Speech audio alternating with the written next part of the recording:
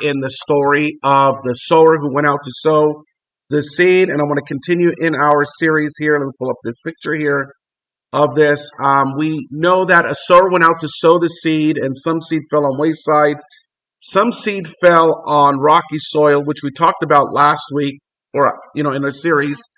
And some seed fell on thorny soil. So what we know is that the wayside is seed that where it fell, and because it had no ground and it did not ground, the birds came and ate it. And Jesus said that such seed is those who hear the word but do not understand it, but the enemy comes and takes away that which they heard.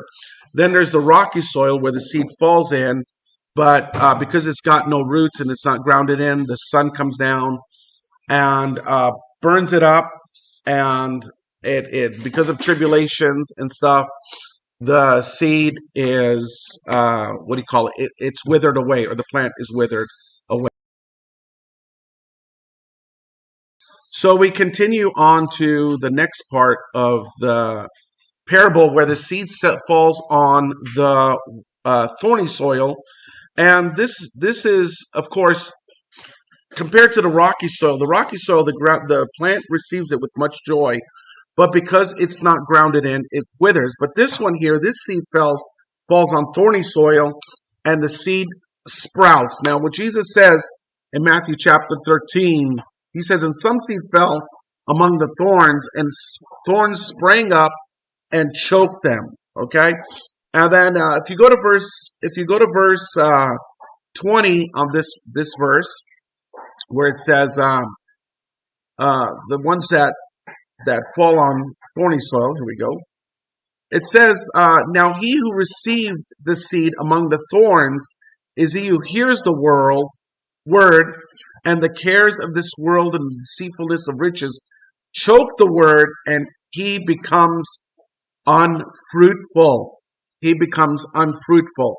Now, compared to the previous text where it says that these are people who hear the word and they receive it with joy, this one doesn't really say that they hear the word and receive it with joy, as much as it says that the cares of the world and the deceitfulness of riches choke the word, and it becomes unfruitful. Okay, so when we look at this text, we see what this means. It means people who hear the word of God, they receive the word of God, but the problem is work, bills, things in this life, things in this world become so overbearing that we just don't have time to read the Bible. We don't have time to pray. We don't have time to evangelize. We don't have time to volunteer. We don't have time. And we don't have time to go to church. We don't have time to fellowship. We don't have time. And this is what we see today. This is the thorny soil. If there is anything that we see in our world today, it is this right here in America. Is we see Christians whose plant is growing in thorny soil. They are very unfruitful. They do not produce fruit. They are without fruit. They don't have time for church. They don't have time for work. They don't have time for prayer. They are so consumed with their Facebook, TikTok, Instagrams, whatever else these days they have, B-Reels, Twitters, the X's, whatever it may be, family, life, job, that they're not fruitful anymore. All they do is believe, and that's all they're good for, is just believe. And that's all they say is, "Oh, do you believe in Jesus Christ?" "Yeah, well, I believe."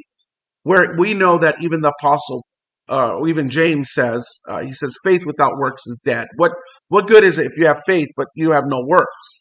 Can faith by itself save you? Faith without works is dead.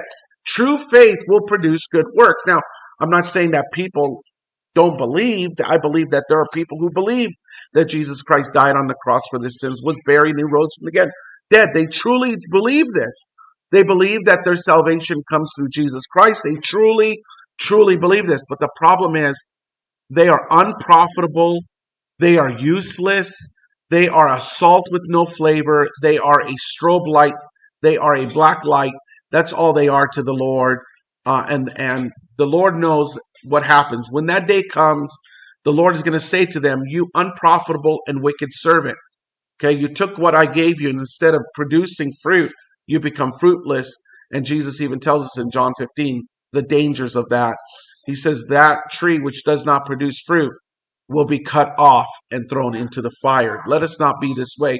Folks, God gives us the fruit. We are to receive it. The plant, the seed, we're to receive it, grow, and produce more fruit. And we're going to talk about that in the last part of that parable. God bless you.